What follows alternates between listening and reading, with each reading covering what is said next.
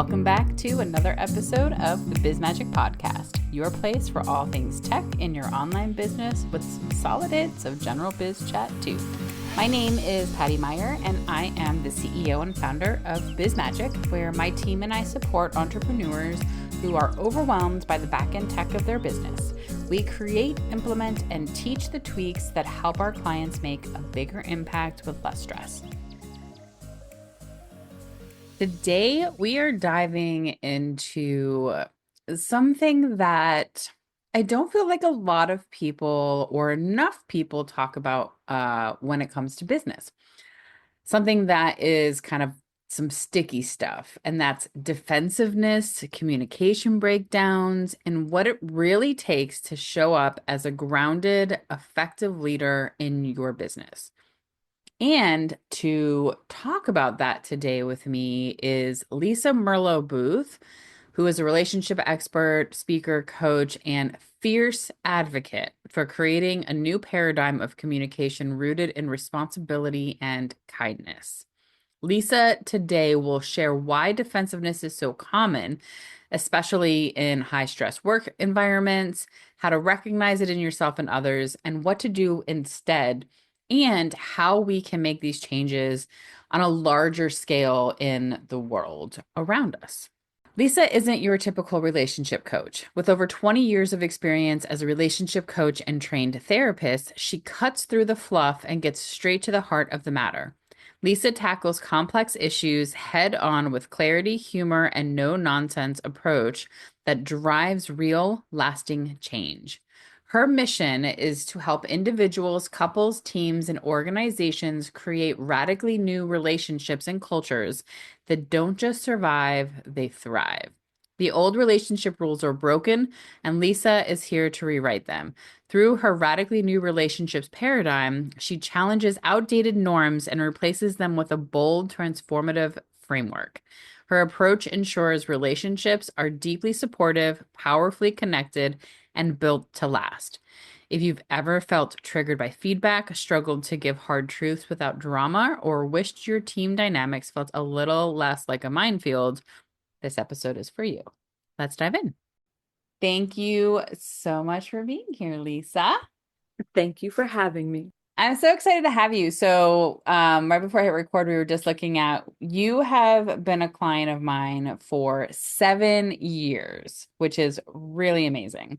Yes. And you've been doing your defensiveness course for the last 3 years or so, Yeah, I would say think. probably 3. Yeah. And one of the things I get to do working with you is sit in on the defensiveness course, which we'll talk about a little bit later in the episode. But I get to sit in on the live calls each round, and it has literally changed my life because I didn't realize I was a defensive person sometimes in relationships. I've just learned so much about myself and taking accountability for myself and how to recognize certain things in myself, and just the way that I communicate with people has changed so drastically. So I'm so excited to have you here to talk about it, because communication and defensiveness and all of this goes so much deeper and further than just romantic relationships. And I think people don't talk about that enough. So, so I'd love for you to first just sort of tell us a little bit about you and what you do in your own words.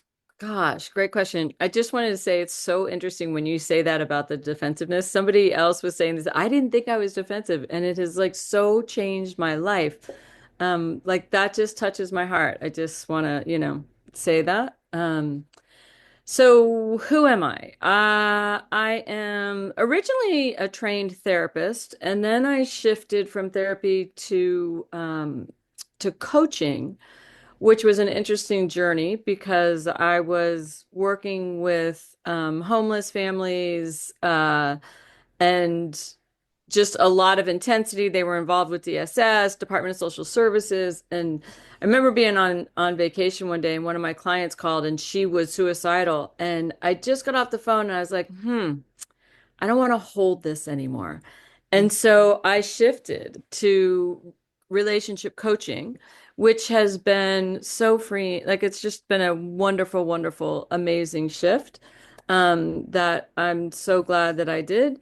So I'm doing relationship coaching. And really, I say, my mission, I'm on a mission to change the relationship paradigm that our world is run on. And so what I really call myself is a relationship paradigm shifter because that's where my heart and soul is. I think that, God, do we need it? In so many in marriages, with friendships, with in businesses, like our leadership in our world everywhere.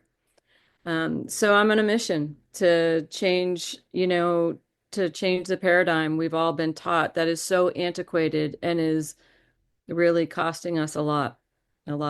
Yeah, I love that. And that's one of the reasons I love working with you is because you are somebody who is actively doing good in this world in a really powerful way, and in a way that so many people struggle with when it comes to communicating. And can you talk a little bit about what that means as a paradigm shifter in that capacity? Like, what are you seeing and what are you wanting to change? So, gosh, what I'm seeing is a lot of what I grew up with, right? And so really strict gender straight jackets, we're going back to that. Like we want, and even a disgustingly like intense doubling down on masculinity, and we want tough men, and we want, so it's Mm, like a power over gender docile women, um, a lot of normalizing of blowing up, and everybody gets mad and everybody blows up, and if somebody hurts your feelings, then you have the right to annihilate them, and that's all okay. Like it's just yeah, such an antiquated paradigm that I have seen for years wreak havoc on men and boys and women and families. And it's sickening me that we're going back to that because it's so toxic to, we talk a lot about the toxicity to women, but it's super toxic to men as well. yeah, Only men aren't allowed to talk about it. So mm, they talk about it to me behind closed doors when I'm doing, couples work with them, but they're not telling their friends, and they're not over here. And I'm like, we have to change this paradigm. It's killing us. And for boys, from a young age, suck it up. Don't be a crybaby. You're 5 years old. Don't be a crybaby. yeah, Oh my gosh. I just, ah. Anyway, so it's really about shaking up what so many people have been taught in churches and in religions and in like that whole community. You know, it's harmful. Like I totally have faith. I and when you are um just doubling down on, men need to be the head of the household and women need to stay home and do this. First off, we're in a different world right now. Many families can't afford to have a single working parent. So now, whether it's through your church or it's through, your family that's pressuring you, the men have to bring home the bacon, whatever that is. So now they can't afford to make a living. So we're going to shame the men because they can't mm, carry their entire family in a new world with extraordinarily higher prices and rents, and is yeah, is such an injustice we are doing to humanity across the board. And yeah, so I want to shake that up. I want to stop, like, and then we have, like, in government and in politics, like the divisiveness is so extreme and so big that people are just shaming each other and attacking mhm, each other, and we're making that okay and normal. One, it's not okay, and two, it's not normal, and three, it's harming everybody. I don't care what side of the aisle you're on, it's harming humanity. yeah. And it, like, that whole stuff has been so toxic on so many levels. And that's what I like, that's the paradigm I want to shift. Yeah, I love that. And and you talk about so much when it comes to families and the way that communication in these relationships sort of play out in those areas. But, right, there's so much of that that's also happening in business and Mm. communication. So let's talk a little bit about how you see a communication, especially with this type of paradigm happening in business, whether it's as entrepreneurs working with clients and contractors or in corporate settings, or just, when you're looking at it, when we talk about business, what does this kind of old style of communication, defensiveness, all of these sorts of ideas, how do they play into that? So, one, the old school, where you have a boss who is angry because you made a mistake and they're like blowing up at you, or you're in a team and somebody on the team is undermining you in the middle of the team meeting, but nobody's saying anything. All these, what happens is when you have all that toxic communication happening, and you justify it because of hierarchy or because of gender or you because of position or whatever, you create an unsafe environment. And if you have an unsafe environment in business, well, what happens? One, you lose loyalty. Your employees, they don't want to give you the best. They just want to get their paycheck.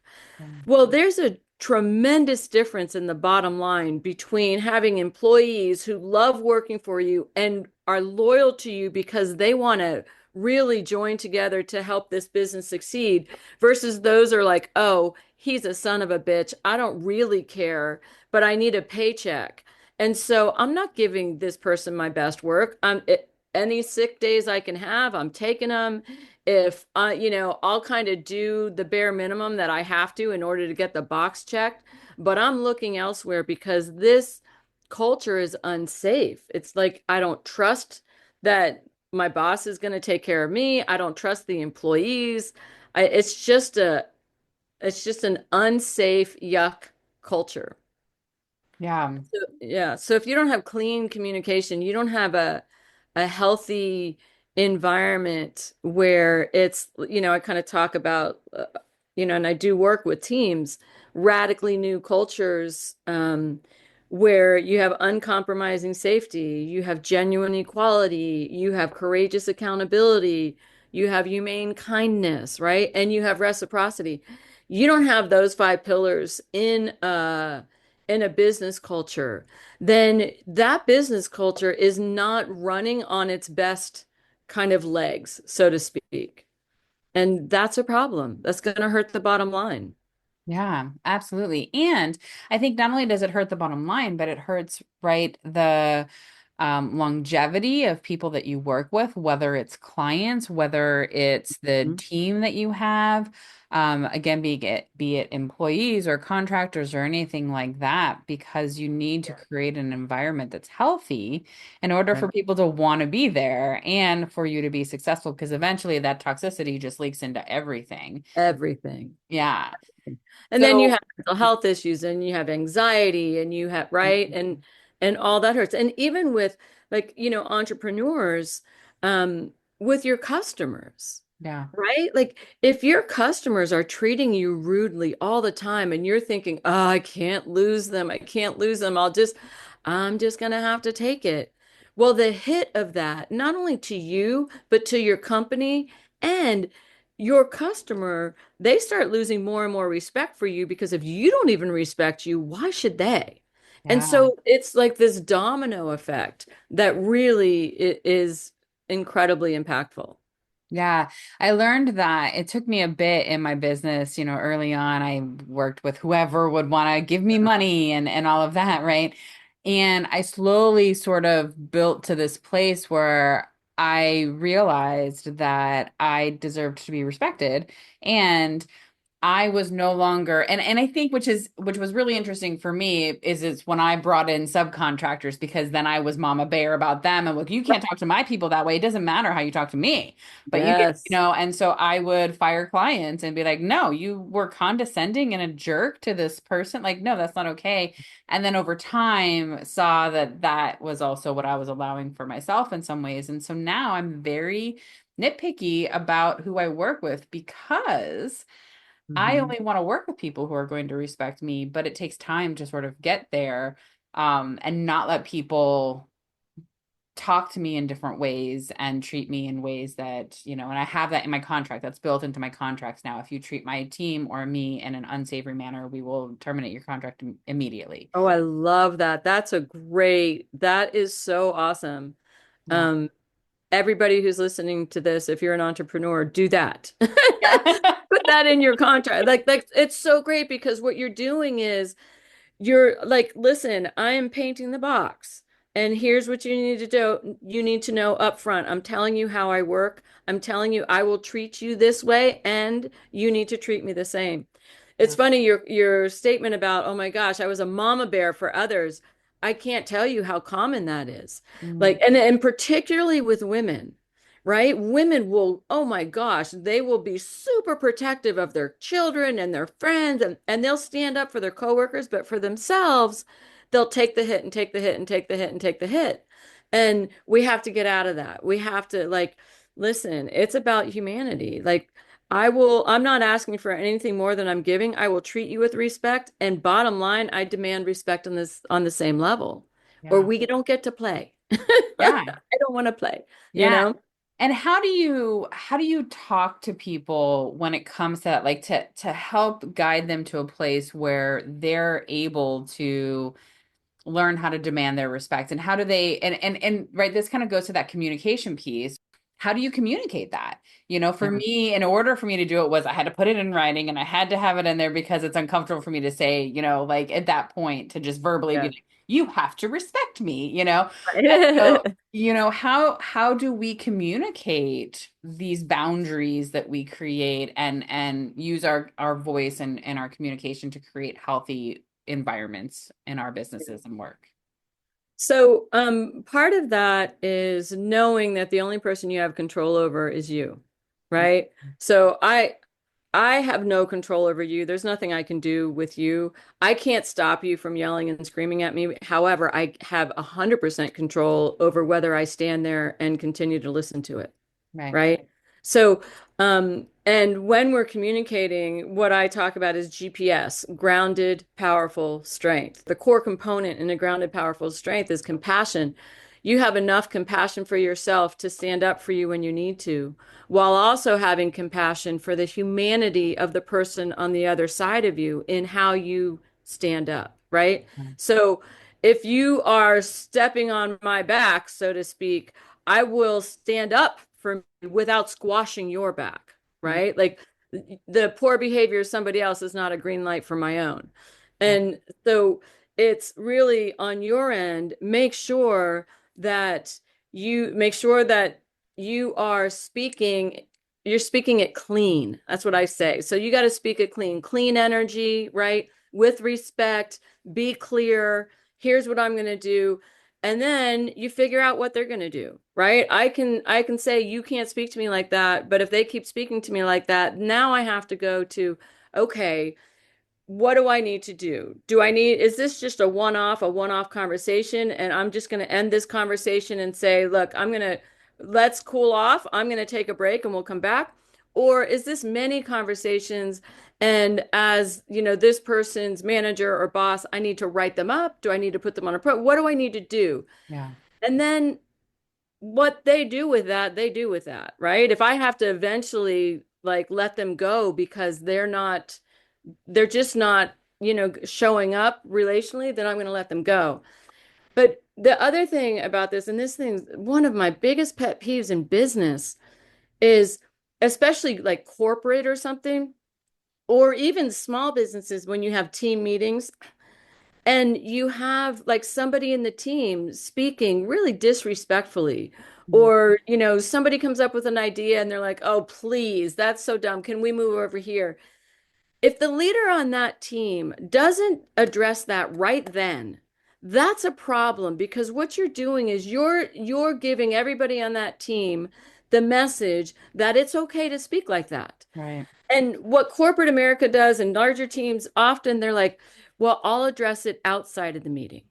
Well, that's a Mhm. problem Right. because if my colleague just spoke to me like that and you didn't say anything in the meeting, right? Now you're going to go speak to them behind, like, alone. You're going to protect them so you don't embarrass them. That's a problem for me. If they do it in front of me and they do it in front of the team, it gets dealt with in front of the team. Right. And again, you deal with that cleanly, respectfully, grounded, powerful strength, but very clearly, whoa, hold on. That is not how we speak to each other on this team. Yeah. Tom, change it. Say that again in a different way. Like we have to do that. And in our world, whether it's entrepreneurs with their customers or with their employees or, corporate America, we have this fear of doing it in the moment.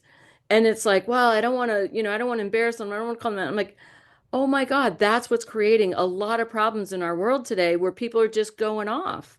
Yeah. And so communication as much as possible, do it in the moment, cleanly on your end. That's what you got to do.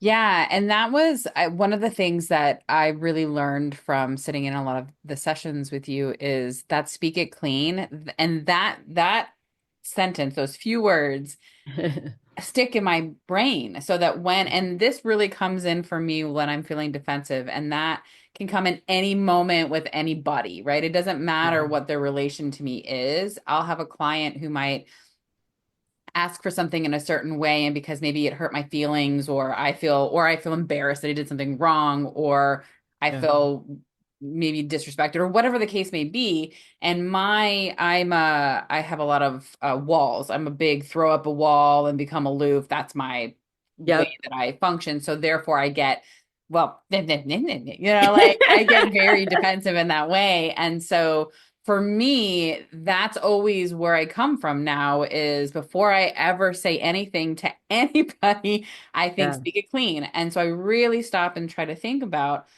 am I responding to this situation in a way that is clean, which means for me and the way that I understand it to be, a way that is only my interpretation of it, saying, this is how I'm perceiving this, this is how Mhm. I'm experiencing this, and this is how I'm feeling about this. Yeah. And it's not coming and saying, you did this thing and you said this Right. thing and you hurt well, you can't hurt anything. I can feel a certain way and react a Right. certain way. Yeah. But that's the part of it for me that has changed so much of the way that I relate to people, because I'm able to stop and go, is this clean? Is what I'm saying clean? And if Yeah. not, then I need to not say anything until I figure out how to make it clean Right. for me, because I don't want that icky sticking point.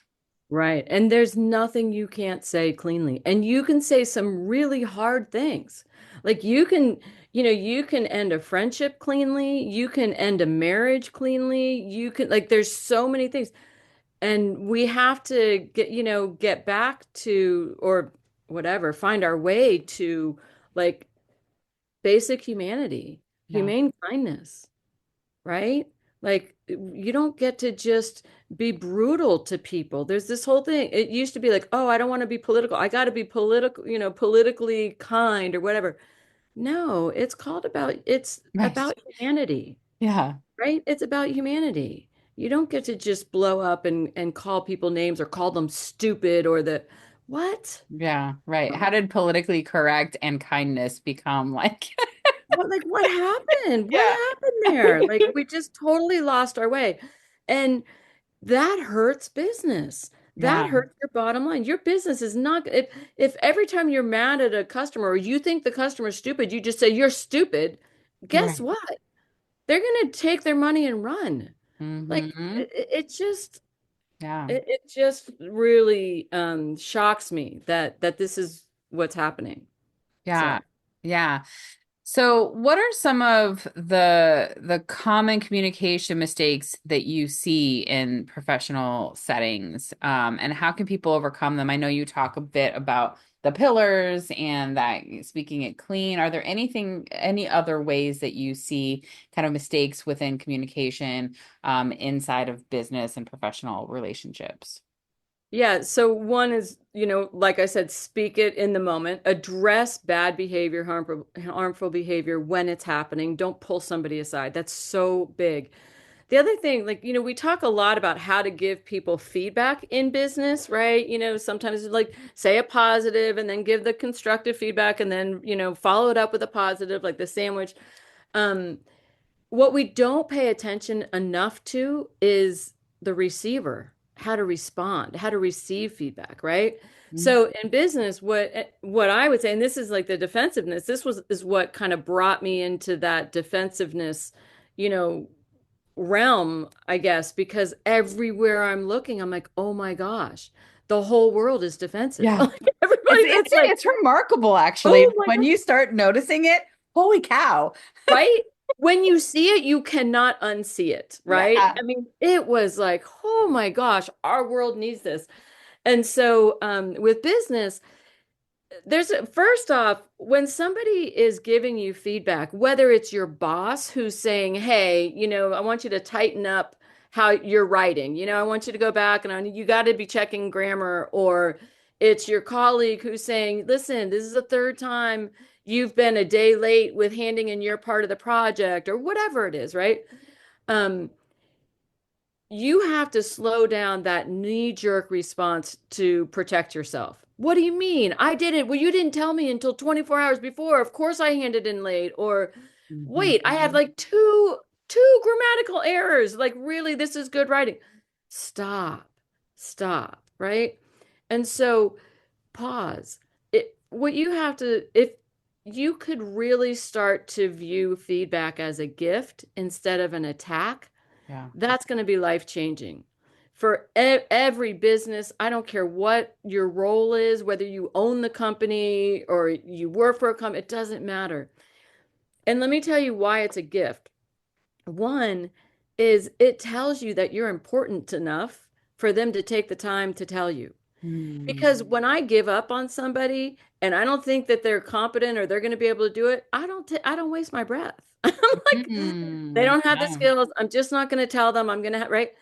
But when they pause and they say, hey, listen, let's talk for a moment. Here's what I'm seeing.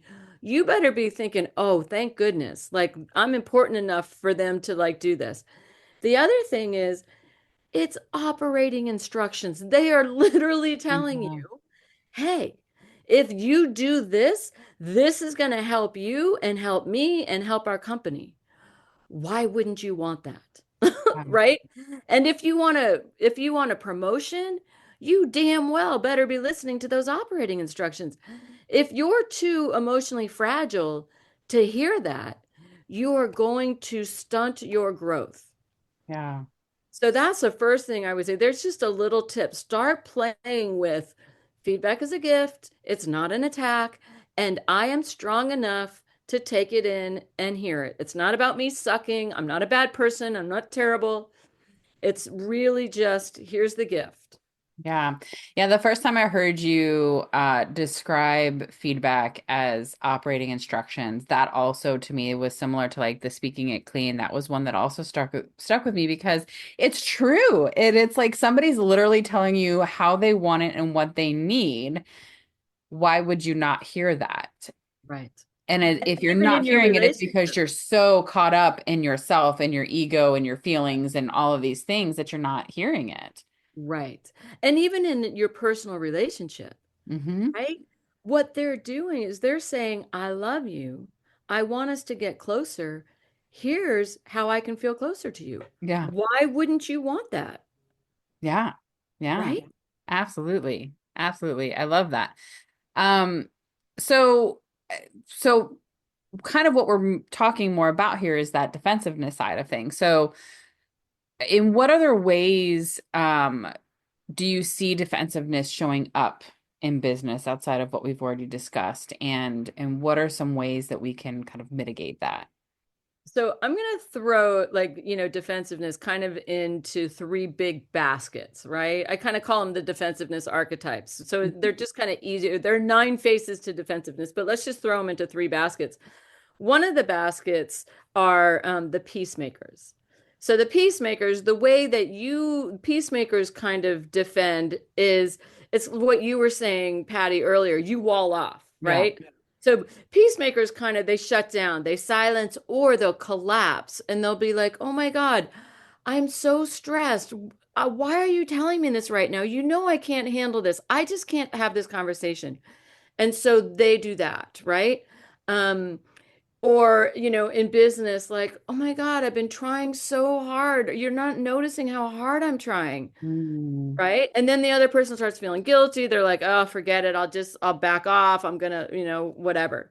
The second basket are the storytellers. And the storytellers, they're constantly explaining, well, this is why I did that. The reason why I was a day late was because, I thought I wanted to make sure it was really, really good. And so I just put extra work in it. Did you notice how great the work was when I did turn it in? Right.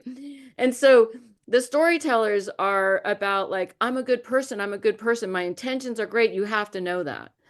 And then the last ones are the CEOs. And the CEOs are, they're like, they minimize, right? They can minimize or they're going to argue facts. So minimizing is like, is it really that big of a deal? We need to get this project out now. And I think, we can't get it perfect. I think you're making too big a deal out of this. Let's just do it. And so they just kind of dismiss you and minimize it, or they're going to argue with you. They're yeah. going to argue the facts. That's not what you said. That's not how it happened. That's not da da da da. And so you just feel like, oh my gosh. And so if in business you want to start slowing down and paying attention, if somebody's saying something to you, giving you feedback, you got to, am I explaining? Am I shutting down? Am I like minimizing this impact because I can't handle it? Right. Or you want to watch others. You want to watch like when you're giving them feedback, especially like, if you own the company, you're hiring people, or you're a manager, you want to be thinking, okay, can this person handle feedback? How Mm, do they take it in? If every time I tell them something, they keep telling me why they did it, or they keep it, like telling me it's not that big of a deal, or they're throwing somebody else under the bus, this person's not going to grow. right. And do I want to hire somebody that's not going to grow? Right. That's going to keep my company stagnant. And so, if you notice that with any employees, you have to have a conversation with them about this particular edge. You got to talk to them about this defensiveness because it's stunting their growth and you're not going to get what you need out of them. And Right. vice versa, if it's about you, you're stunting your growth and you're not going to reach your potential because you won't allow yourself to learn. Right. Yeah, and that's what I was going to ask next too is, what do you do when you're in sort of, because sometimes you've gotten to a point where, or let's say, right, you hired people before you heard this episode, and now you have people on your team who are defensive, and you're dealing with some people who are defensive.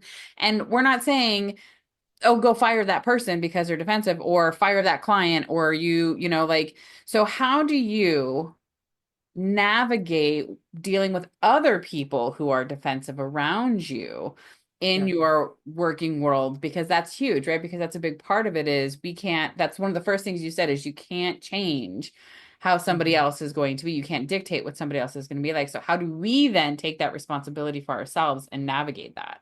Yeah. So, as a leader or an owner or right, this is going to be part of what you're mentoring them around. And where I see leaders struggle with this is they're not straight shooters. You got to have a straight conversation, grounded, powerful strength. Hey, and you can lead with a gift. So, hey, I want to have a conversation with you. I'm happy with so much of the work you're doing. You're doing great. And here's one area that I'm noticing that you're struggling with that I want us to be working on. I want you to focus on. And Yeah. then you talk to them. And instead of saying defensive, you say, often when I'm giving you feedback, the first thing I see you do is you start explaining why you do that.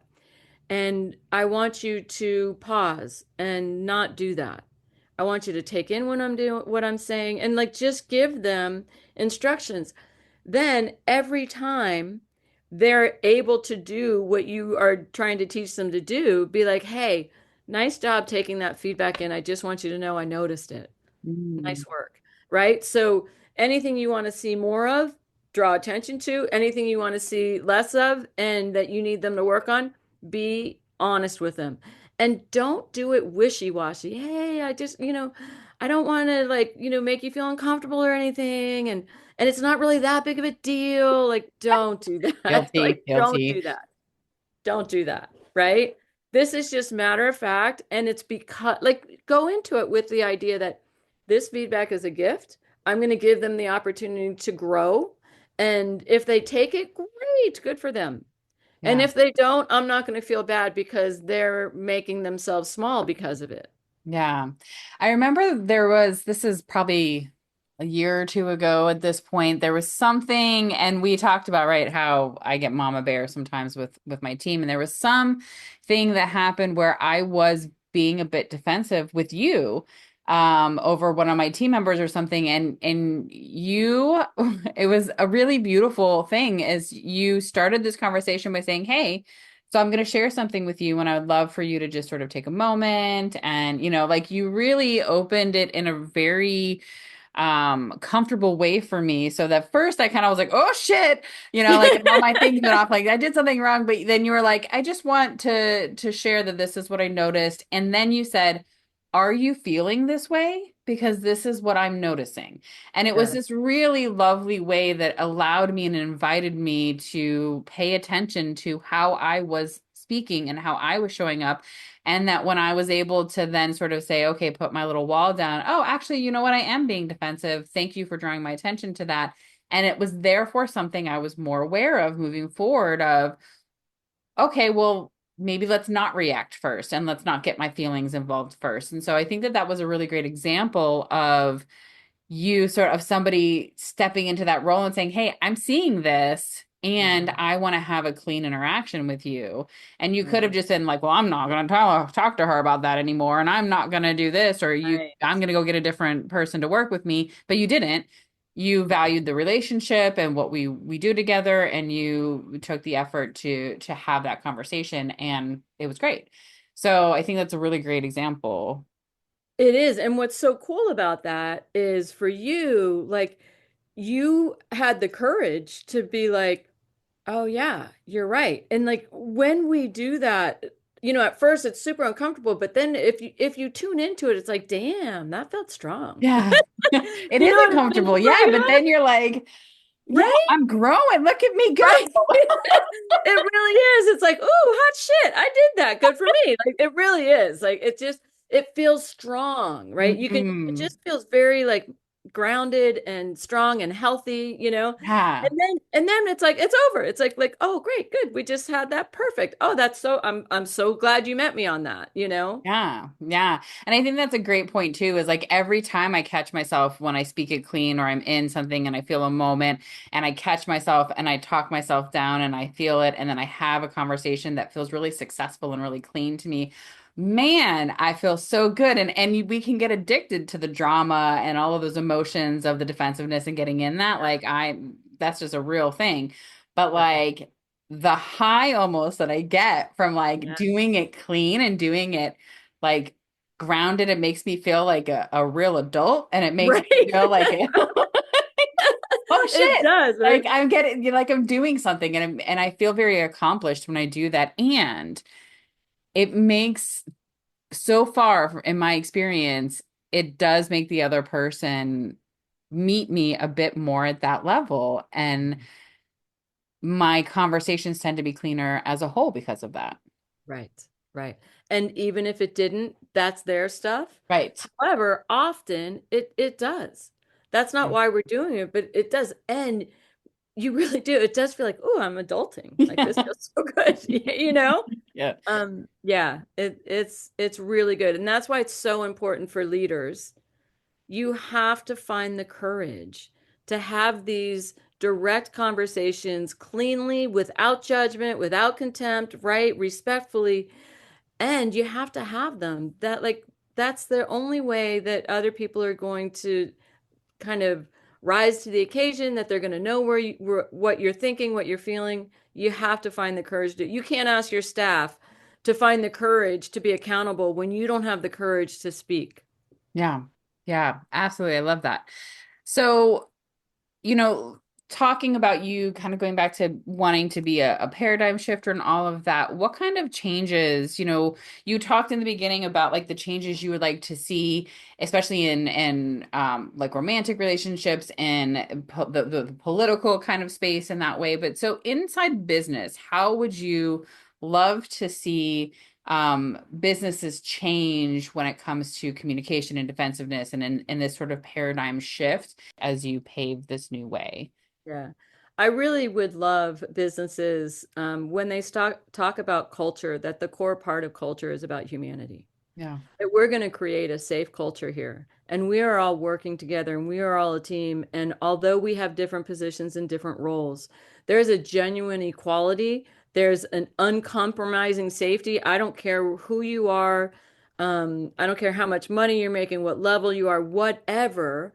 I have your back, you have mine. As a team, we are going to ensure that this is a safe environment for everybody to speak, for everybody to have their ideas. You can have the best ideas, the stupidest ideas, doesn't matter. Like, we're throwing everything in and we are honoring this space. We're going to be inclusive.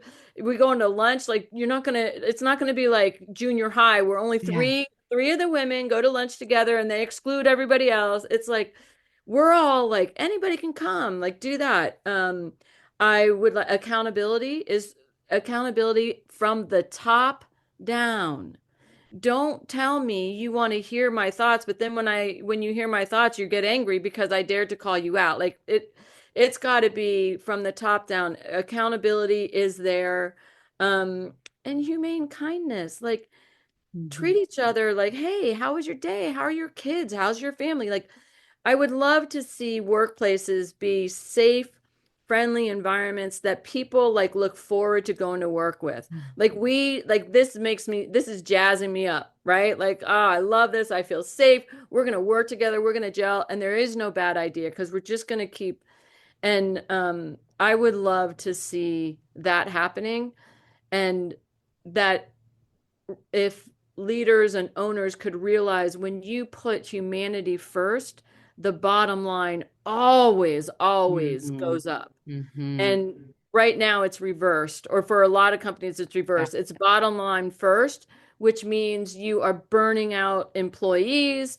You're asking for too much. You're treating them crappy because it's like, no, no, no, like this didn't get met. And like, you got to reverse it. And if you reverse it, I guarantee the bottom line that you want to happen will happen. Yeah. Yeah. I love that. I think that when we think about how much time we spend in our lives at work, the fact that we Mhm. have so many toxic cultures when it comes to our working environments is such a shame Oh, because it's such, and that's why, like, I obviously love working for myself because I get to choose to work with clients like you. You and I would not be working together for 7 years if we didn't find alignment and have a safe working relationship, right? right. And the fact that I get to make those choices in my business is huge because this is how I spend most of my life.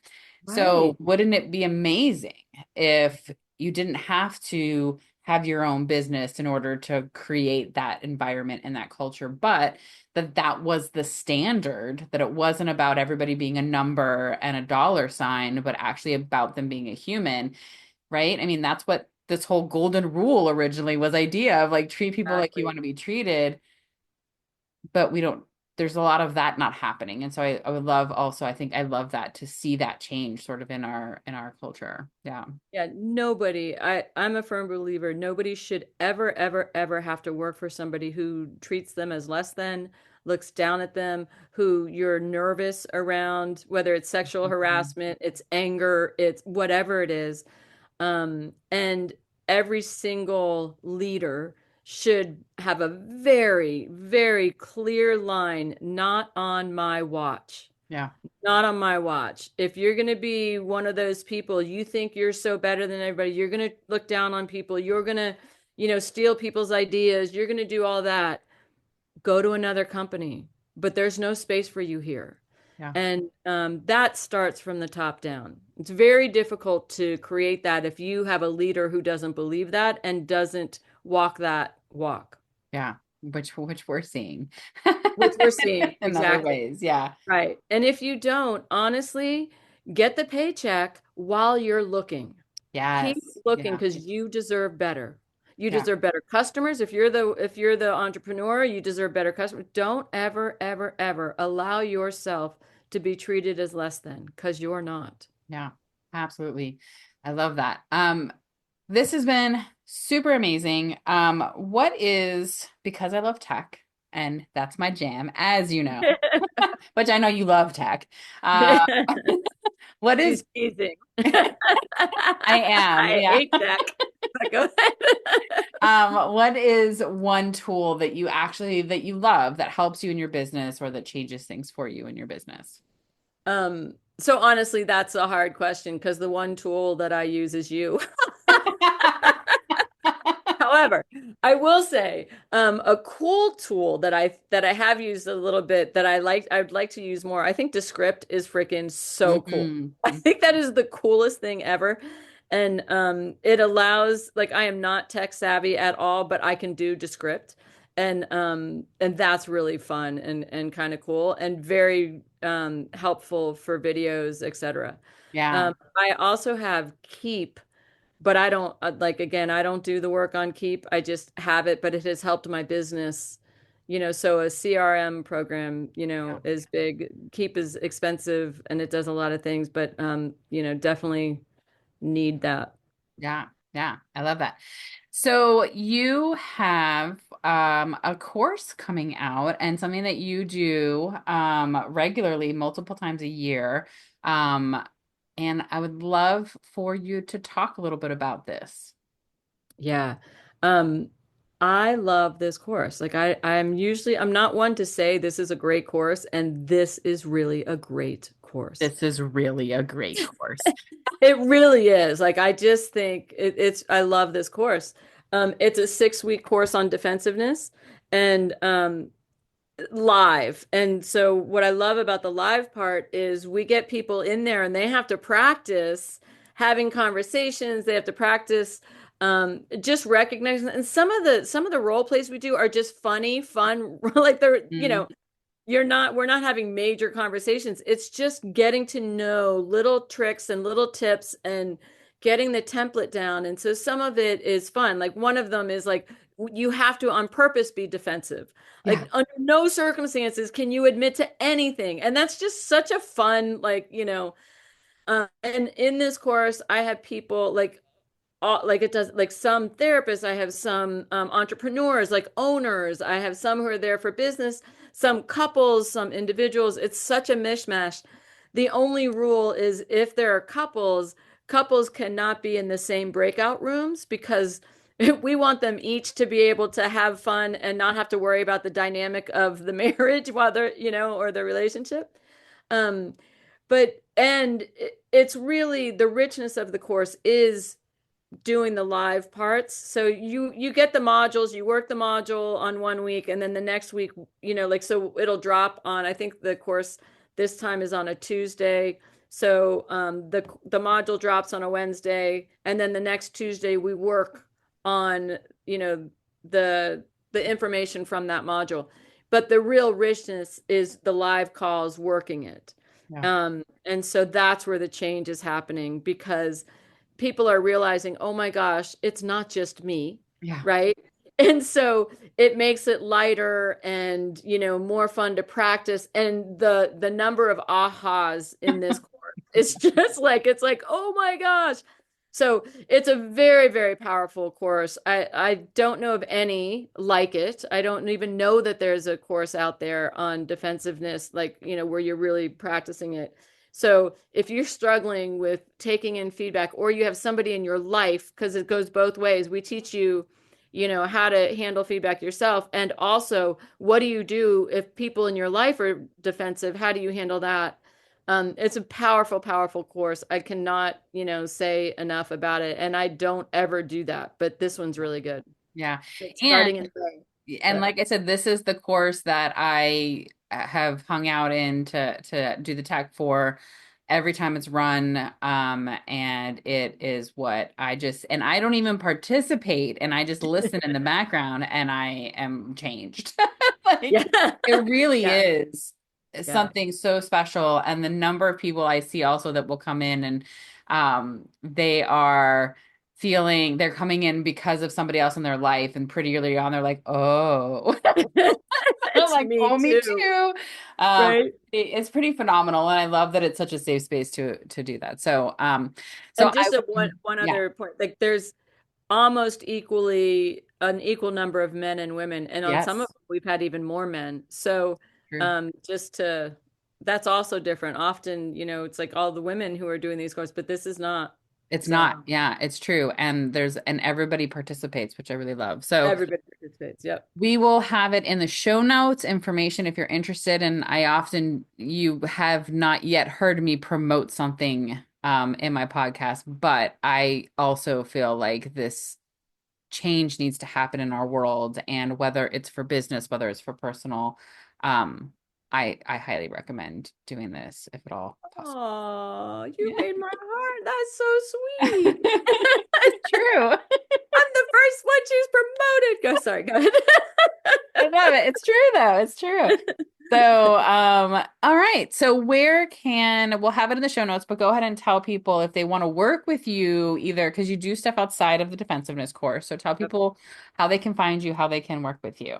Yeah, I work with couples and individuals on relationship issues, speaking, talking, courses, whatever. You can get me. The best way to get me is two ways. One, email Lisa Merlo Booth at gmail.com. And my website, which Patty did, and the new one's going up, and it makes my heart sing. I cannot Mhm. even tell you, I'm so excited about it. Is Lisa Merlo, what is it? Yep. LisaMerloBooth.com. Yep. LisaMerloBooth.com. No dots, no dashes. LisaMerlobooth.com. Love it. Awesome. Thank you so much for being here today, Lisa. Thank you for having me. It's been a lot of fun. Thank you for listening to another episode of the Biz Magic Podcast. Like most small businesses and podcasts, we rely heavily on word of mouth. So if you like what you heard today or in any episode, please share with your friends and colleagues, and rate, subscribe, and comment on your favorite podcast platform. Till next time, cheers to your magical biz success.